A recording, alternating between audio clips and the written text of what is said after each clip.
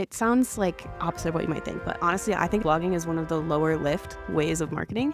You write one blog post, it can work for you for like up to 2 years. Some of the posts that we wrote from like 2019 are still like our biggest traffic drivers. So like these posts like really can work for you for a while. And you can break up one blog post into so many other pieces of content.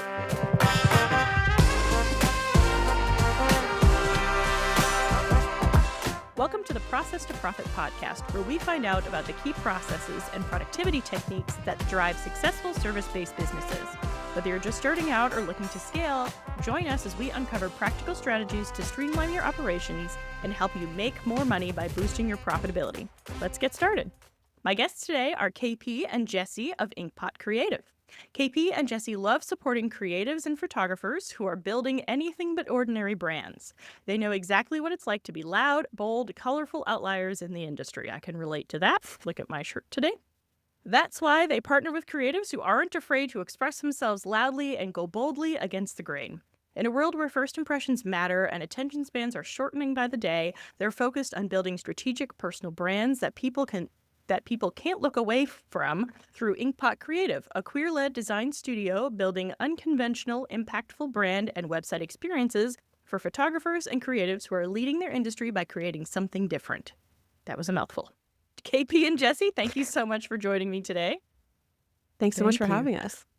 Yeah. So obviously I just read your bio poorly, I'm sorry. But why don't you dig in a little bit deeper into kind of who you help, where you come from, all of those good things.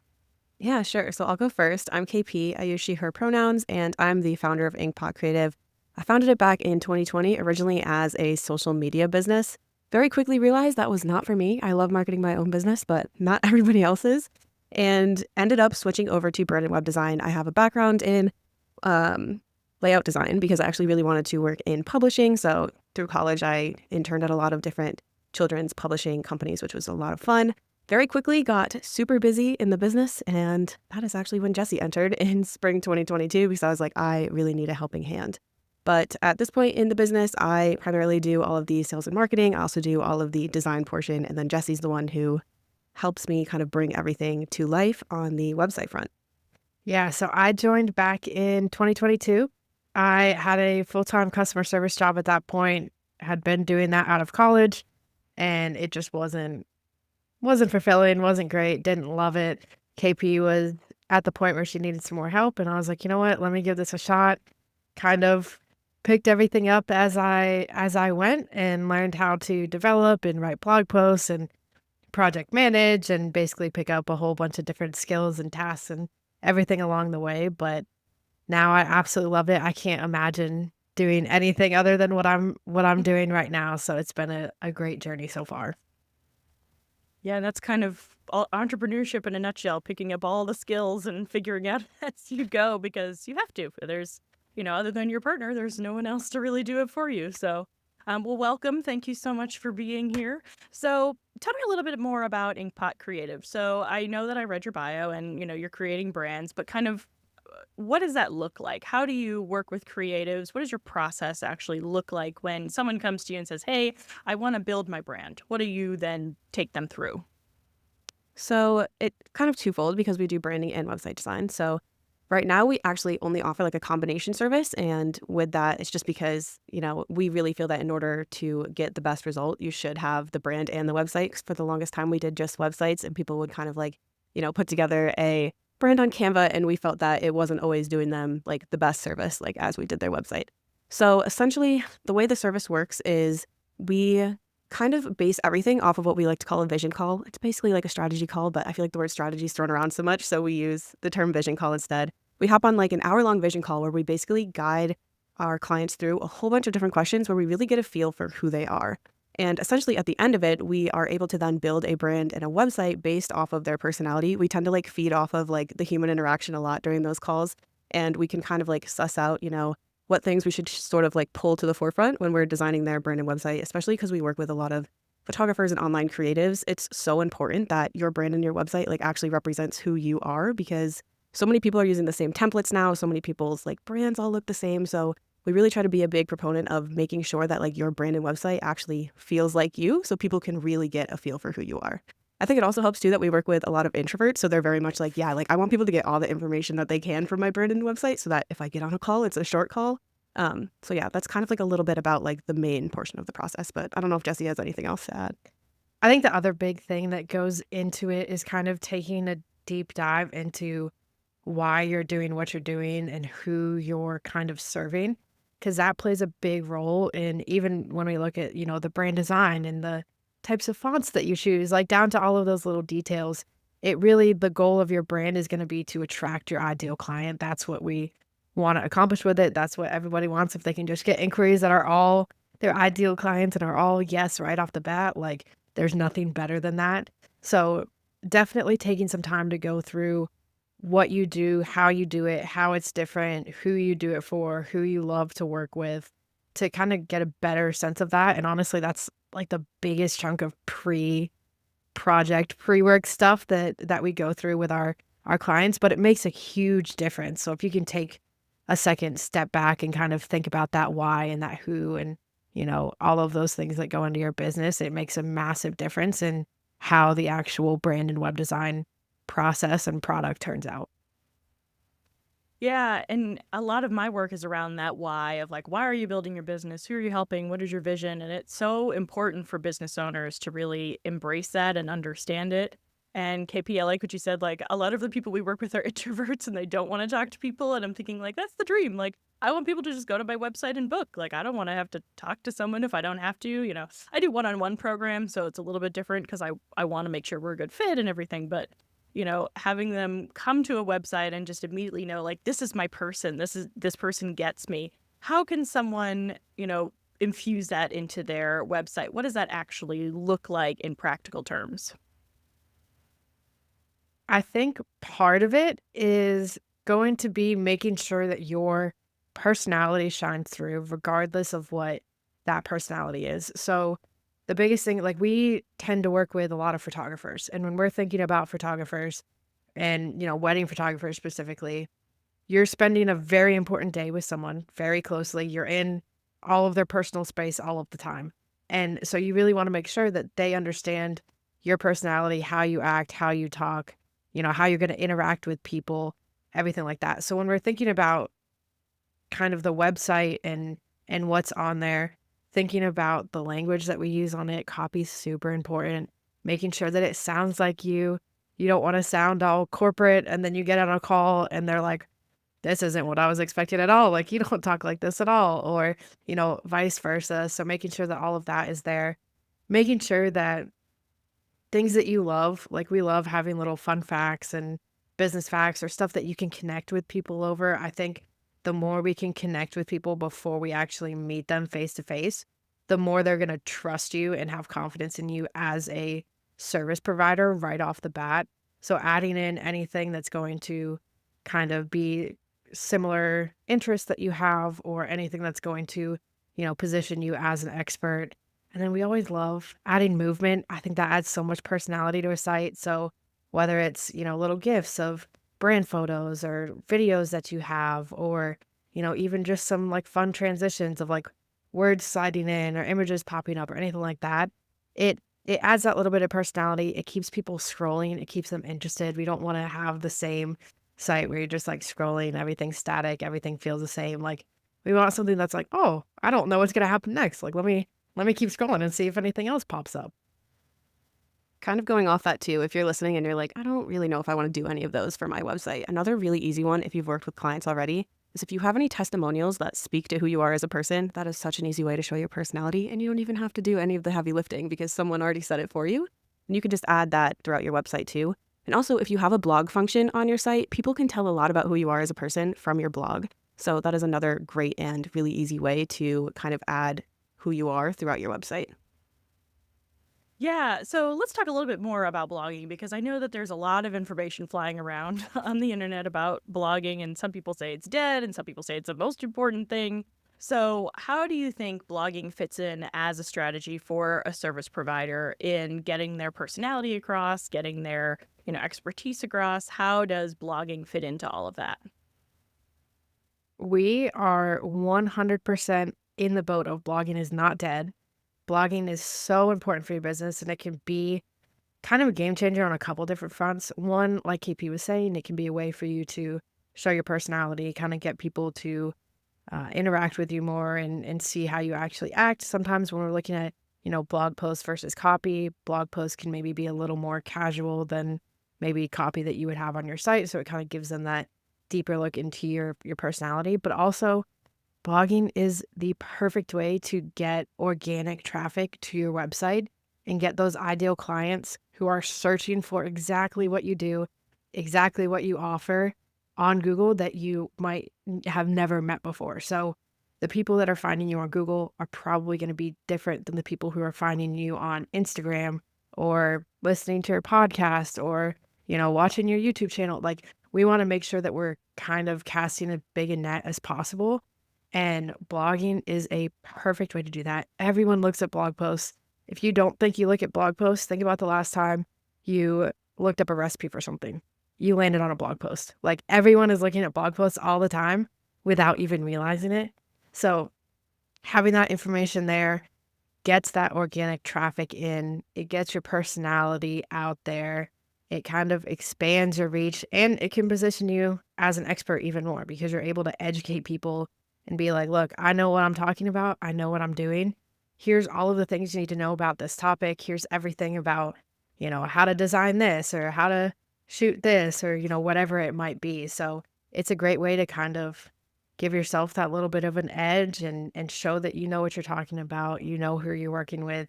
You're an expert on these topics and you're the right fit for whoever might be landing on the blog. We always like to say, too, that blogging is one of the, it sounds like opposite of what you might think, but honestly, I think it's one of the lower lift ways of marketing because especially if you're an introvert like us, you write one blog post, it can work for you for like up to 2 years. So like we run some travel blogs too for fun. And some of the posts that we wrote on there from like 2019 are still like our biggest traffic drivers. So like these posts like really can work for you for a while.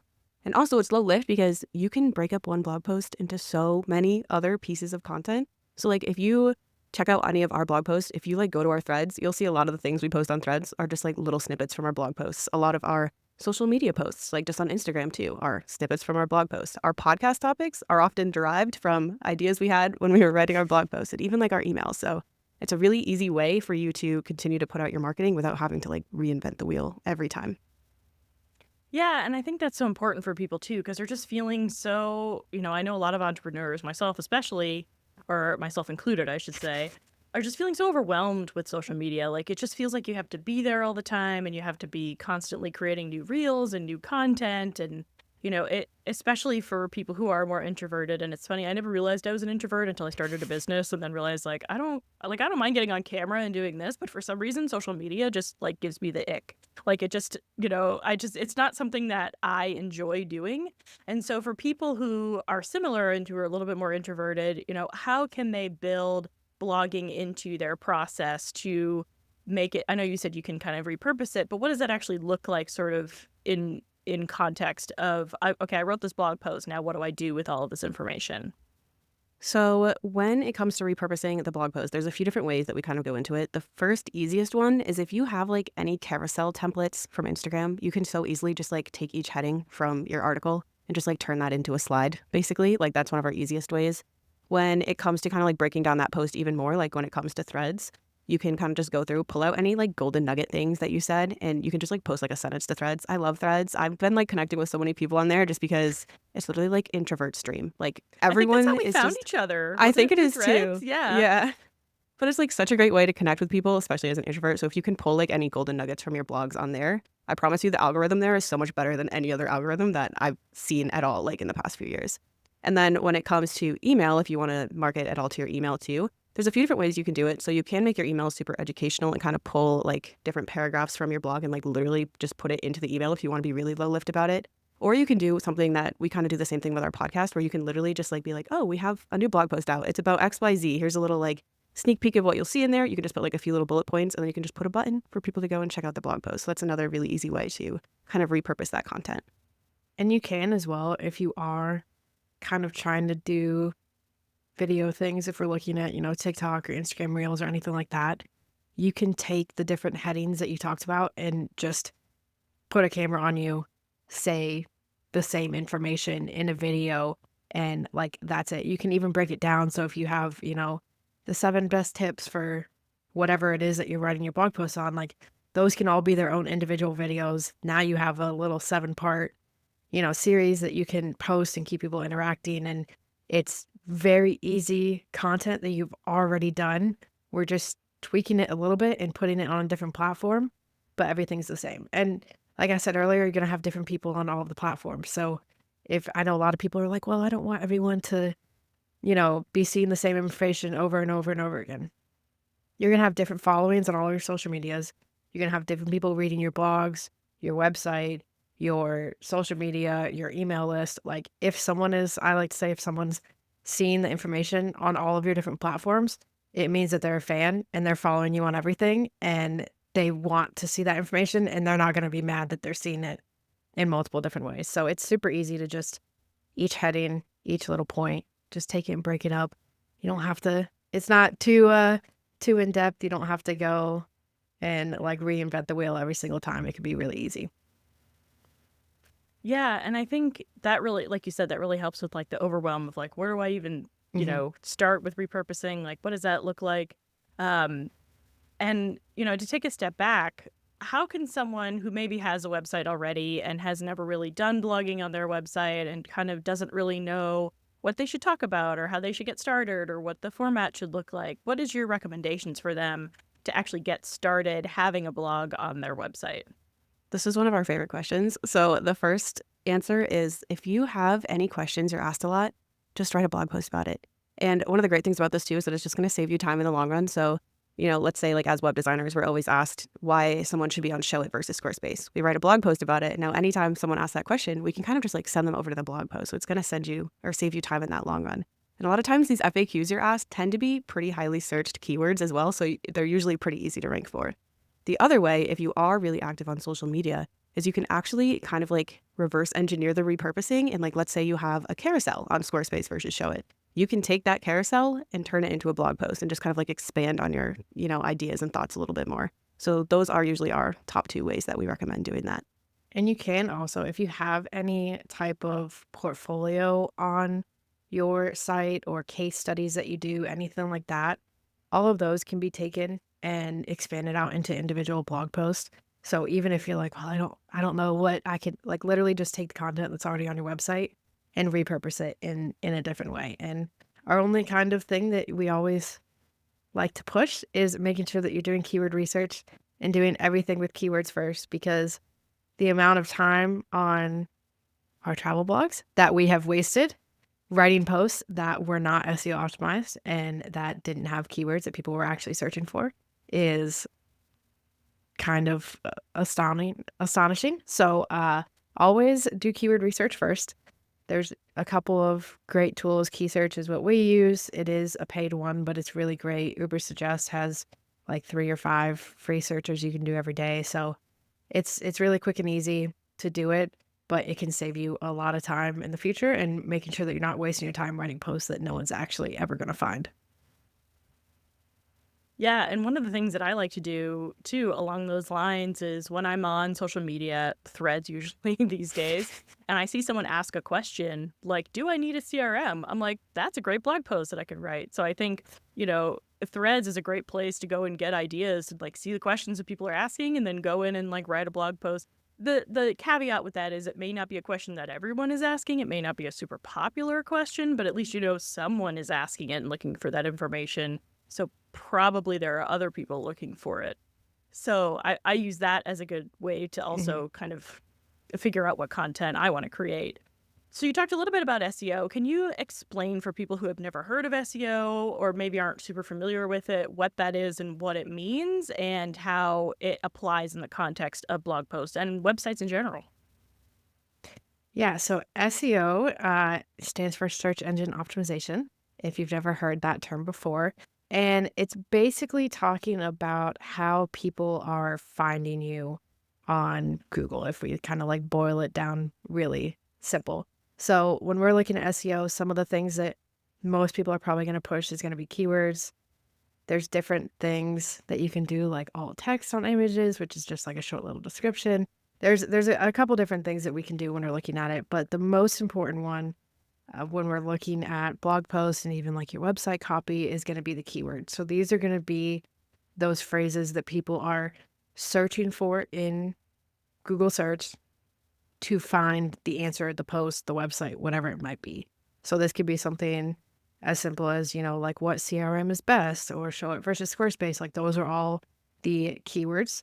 And when it comes to SEO, the reason this is so important is because it is the organic way for people to find you. So we can spend so much time marketing our business, going on, all the different social media platforms, trying to track down clients, finding those ideal people.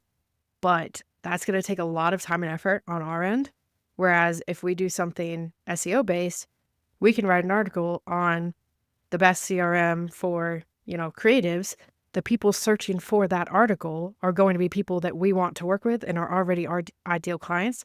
So it's taking a lot of the effort out of it on our end because we are already, targeting those people. Like KP said, these posts can last for years. Social media, we've getting like, I don't know, maybe 24 hours if we're lucky when we're looking at like traction of a post, but your blog posts are just going to gain traction over time. So it's a great way to kind of take a step back and not feel like you're constantly always showing up on social media, always coming up with new ideas or posting things or searching for clients. And instead, you're putting a researched topic out that your clients are looking for, and they're going to come to you. Yeah, and you mentioned, Uber Suggest Mhm. and Key Search. Can you explain a little bit more kind of how those tools work? How does someone go about using them? How do they gather their data? What's the data that they're providing that you should be taking into account when you're writing your blog posts? Of course. So we'll kind of go based on key search just because we're in there all the time. I think I was just in there earlier this morning, and I'm sure Jessie was too. But when it comes to key search, basically the way, honestly, any like SEO tool like this is going to work is you will come up with your own idea for a topic. So, let's say Dubsado versus Honeybook. You go on this keyword research tool, you type that in. So it'd be like Dubsado versus Honeybook, and you'll type that in a little search bar. You'll hit search. And what it's going to do is it's going to provide you a few things. So the first thing it's going to do is actually provide you the information pertaining to that specific topic that you searched. So the most important things you're going to want to pay attention to, because there's going to be a whole bunch of numbers that you really don't need to worry about at all, is going to be your search volume / traffic. Sometimes it's called like different things. That's going to be how many searches it's getting a month. Generally, when you're first messing around with SEO and just kind of testing the waters, we recommend trying to find keywords that are super, super easy to rank for that might not have as many searches, just so you can try to see like if what you're doing is working. And then what you can do is try to like start to rack up like higher targeted keywords, like ones that might be a little bit harder to rank for. But in general, you want to try to stick around ones that have like at least 100-ish monthly searches. We try to say like don't go under that unless you can find ones that have like a lot of alternate keywords, which is a whole other thing. Basically, an alternate keyword is a variation of like that primary keyword. So someone might be searching like the opposite. So they'll be searching like Dubsado versus Honeybook and Honeybook versus Dubsado. And you can try to like add both of those traffics together, and that can be like your total traffic number for your post. But that's going to be like the primary thing you're going to want to pay attention to. It's also going to give you a breakdown of everyone who's ranking for that keyword, which can be really great information. So you can actually see like the specific posts and try to see like what exactly these people are writing about that's making them rank well. Of course, like don't go into the post, and like copy what they're saying. Like please don't do that. We really want you to actually give your own unique perspective, and Google loves that. Like they want to know what you have to say that's different than what other people are saying. And then it's also going to show you one of the other like random things Key Search is going to show you is if the keyword is actually in the URL. And Jessie and I are big believers that if you want to rank well, you should put that keyword in your URL. And oftentimes you'll be shocked to see that most of that entire like little part on the table is going to say no, no, no, no, no, no, no, which means you have a great opportunity and you can go ahead and actually use the keyword in your URL, which is going to give you a higher chance of ranking. And then, of course, the other really great thing that it's going to do is give you a massive list of a whole bunch of other keywords related to that topic that you can then write about. So that's honestly where we will kind of like dig ourselves into a hole, like finding a million other things that we can write about. And that's why we always say you'll never run out of like topics and things to write about, because it's going to literally give you like hundreds of other keywords. You can like rank them or sort them by difficulty. You can like sort them by like, how many searches everything's getting. And it's just going to help you kind of like have a whole bunch of other posts that you can write about on that same sort of topic, which in turn is going to actually help you rank better overall, because the more you're going to write about, Dubsado and Honeybook, the better you're going to rank for all of your Dubsado and Honeybook content. And KP mentioned too difficulty there at the end. That is something that you'll also see, and they all have relatively the same color coding for them, but basically you'll see, green, yellow, red colors for each of the keywords. Key search also has a blue one. If you find a blue keyword, that's like a gold mine keyword, and it means it's normally really easy to rank for, and you should absolutely write that post. But that's a good way, just like right off the bat, to be like, okay, if it's red and I'm just starting out, I might not be able to rank for this keyword. And maybe I should try all these green keywords first to kind of build up, you know, my authority on Google and building your domain authority and being able to actually get, seen as an expert in the field. And then as you go on, you'll be able to rank for harder and harder keywords. But that is something super quick and easy. If you see like a ton of red, might want to go for something a little easier when you're first starting out. And if you are seeing a lot of red too, sometimes it helps to just go for what we call like longer tail keywords. So for instance, maybe Dubsado versus Honeybook is actually really hard to rank for, but if you write Dubsado versus Honeybook for coaches, all of a sudden you found a blue keyword. So that's kind of a great little hack for that as well. Yeah, I remember when I was studying SEO a million years ago, they were all long tail keywords were the rage at the time. So, and it's funny you mentioned you have a blog post. They last about 2 years. I actually have one from 2014 that like started ranking in the last like 4 or 5 years. It was how to create a spray paint booth in your garage. I guess a lot of people had started doing their own spray painting at home and started. I had this like it was like a life. I tried to make it like a lifestyle blog and travel and everything.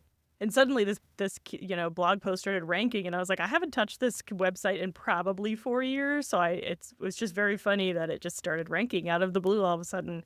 And then I had another one. I was originally talking about leadership coaching when I started my business, and I had written a blog post about remote games for teams. Like how do you build like a team remotely and have them be more connected as a team and all of those good things. And I wrote it and kind of forgot about it. And like, because I get the emails, so I think it's from Key Search. I can't remember which one it is.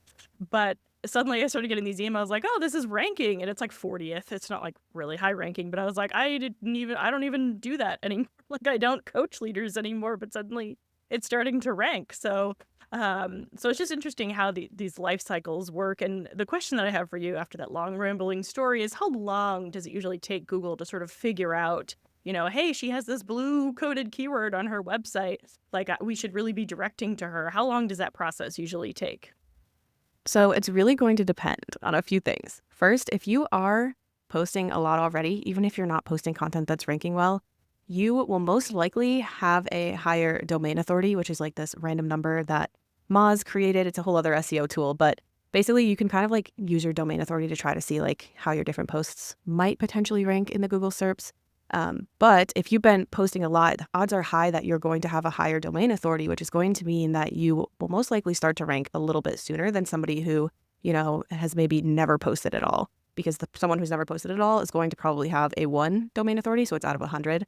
But like the more you can build that up, the more likely you will be to kind of like rank a little sooner. But in general, we tend to find the sweet spot for like ranking to be between 6 to 12 months. So it is definitely a long-term game. Sometimes it can take even longer if you went for a really hard keyword. So that's why we always like to say too that it's really good to try to start to do this sooner rather than later, especially like if you're in the trenches right now trying to get all your clients on social media. If, like it's really going to pay off in the long run if you start to even just take a few of those posts that you're making on Instagram, turn them into blog posts, because, a year down the line, you're going to have people finding you instead of you finding them, kind of like Jessie was talking about.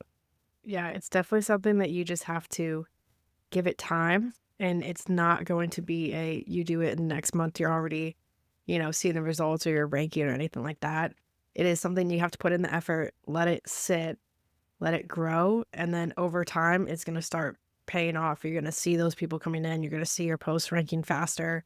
And I know it's like really hard because a lot of times we're like, no, I just want to I want clients tomorrow, and I want something that will give me clients tomorrow.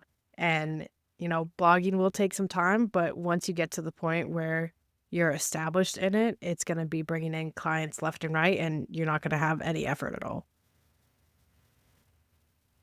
Yeah, and I think that that's the hard part for people is like, I need clients now. Like, why am I putting this effort in now? And it's not going to work for a long time. But like you said, it's sort of it's self-perpetuating. Once you start doing it, it's a lot easier to build off of. So one question that I'm going to ask it, not that I would ask it. One question I do have is, if someone has been writing blog posts but without SEO in mind, they've just been sort of writing it to write it because they feel like they should have a blog, is it worth going back to then optimize those posts, or should they just sort of let them float out in the ether and write a new post maybe on the same topic or a close enough topic that has more keyword research involved? Which would you recommend?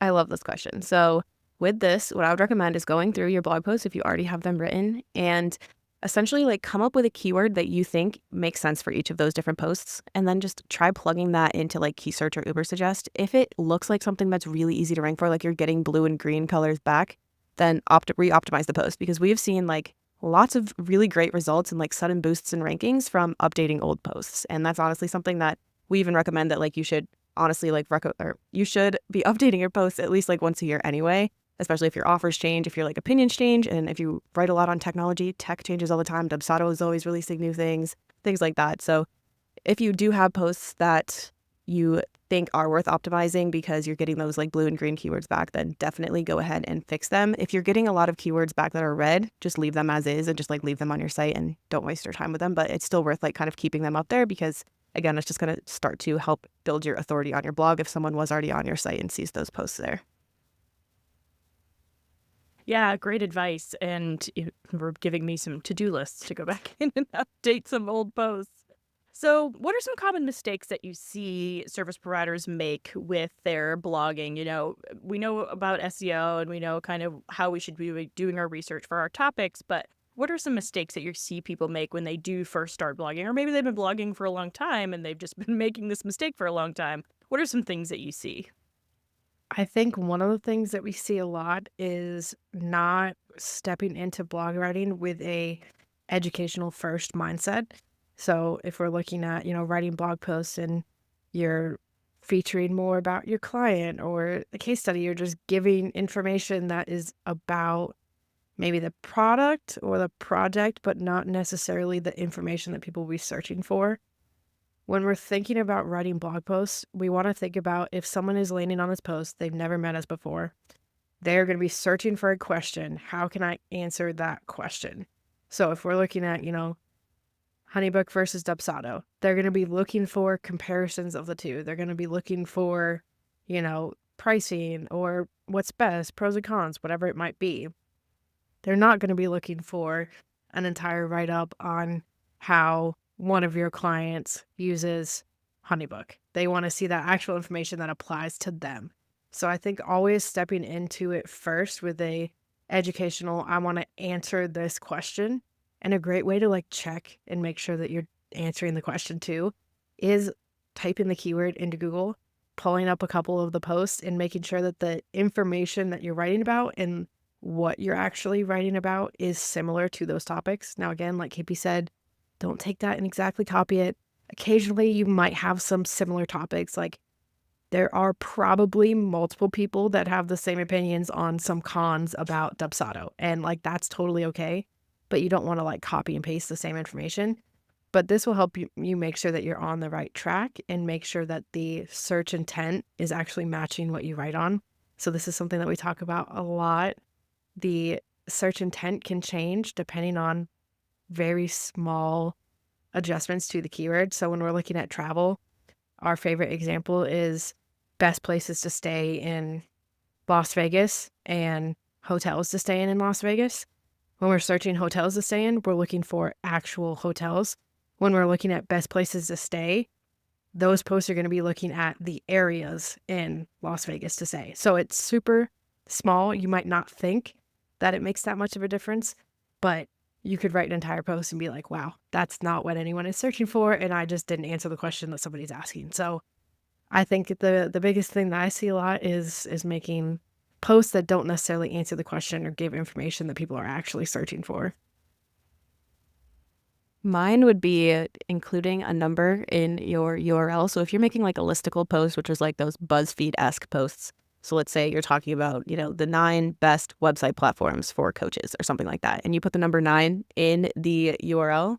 Then what happens if a 10th one comes out? What happens if you want to drop one off and now you want to have 8 on your list? Like, you want to keep your posts really evergreen. So we always recommend just making the URL your keyword. So that's another really great tip. Kind of like we were talking before, then you'll get that little yes next to your keyword when you search it on your key search tool or something like that. But yeah, definitely try to keep your post as evergreen as possible. Don't include the number in your URL.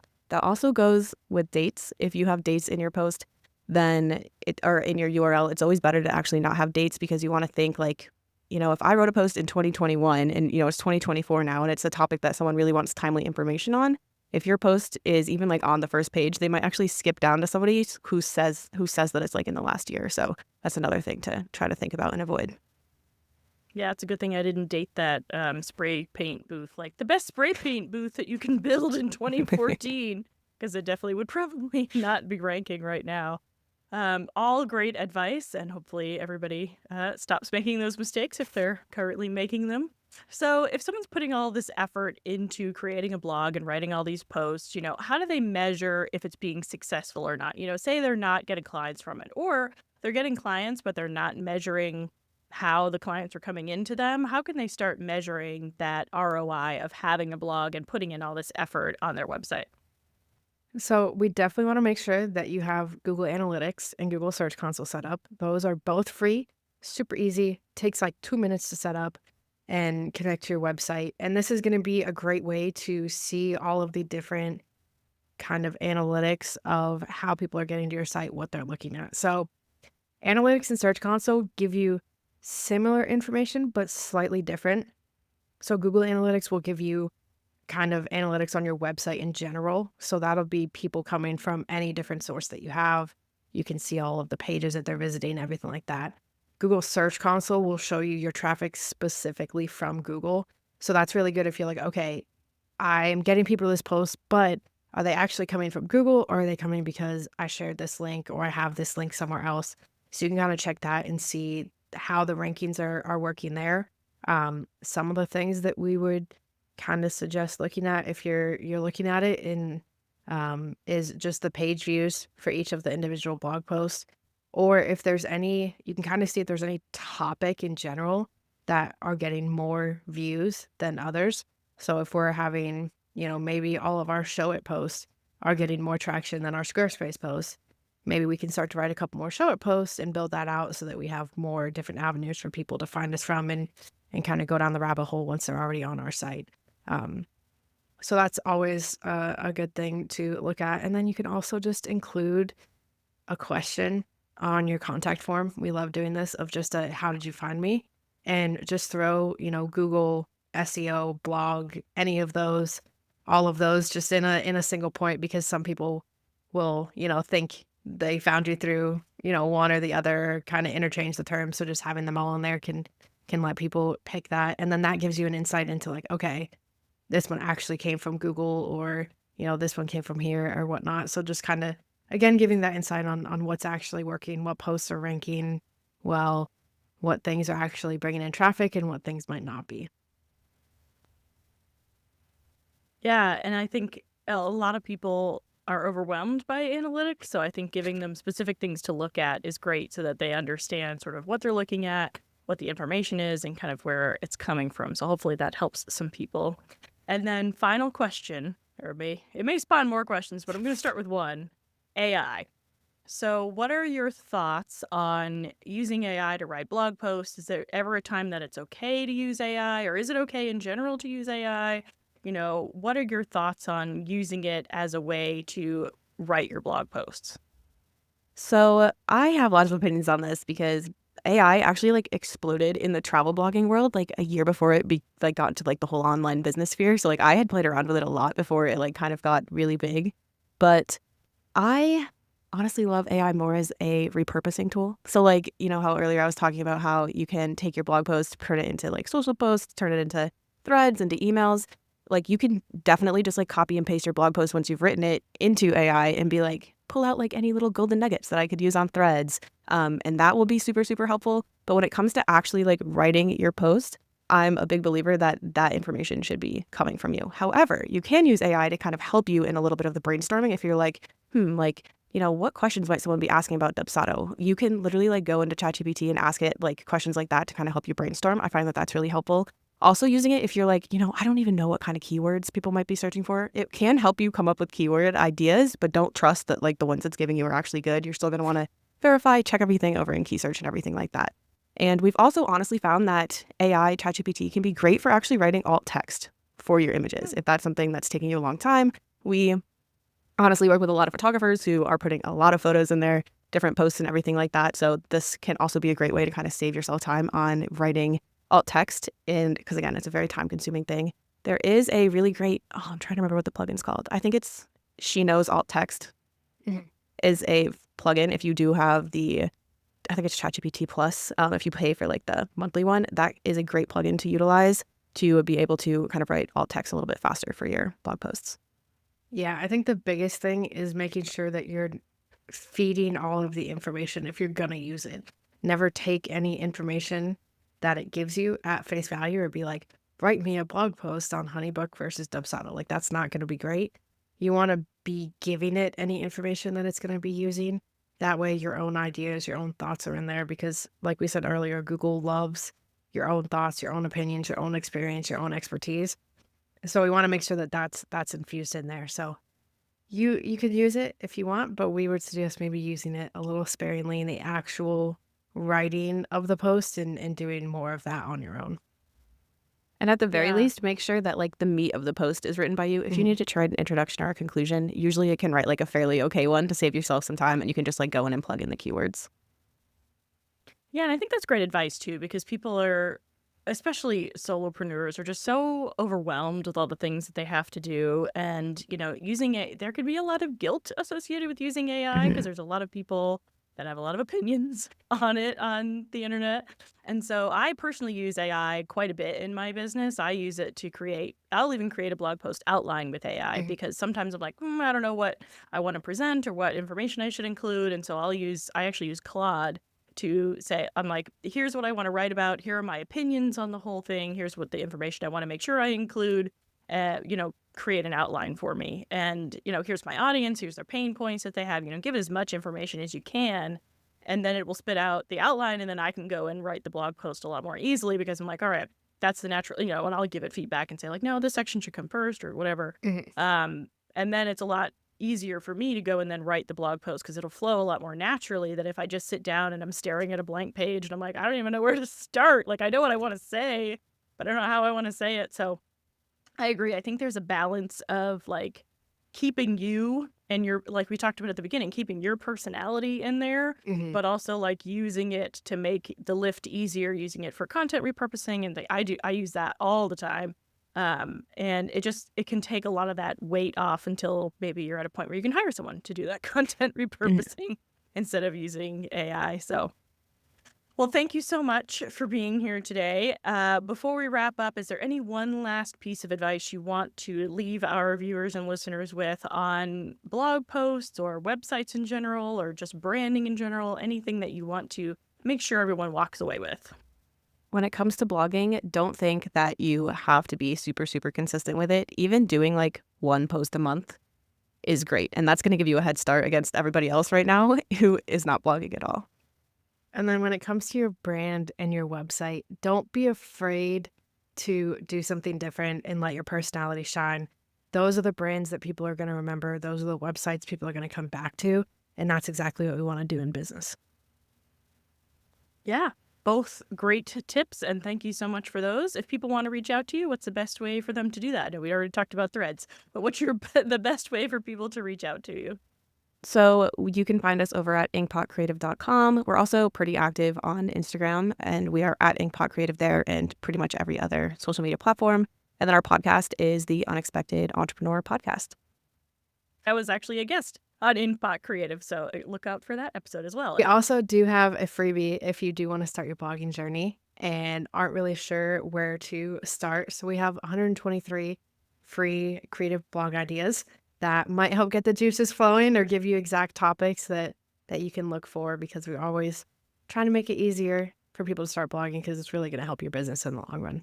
Yeah, great. All right. Well, thank you so much. I will link all of that in the show notes and in the YouTube description below. And thank you so much for joining me. I really enjoyed our conversation, and I will talk to you all again soon. Thanks so much. Thank you. Thanks.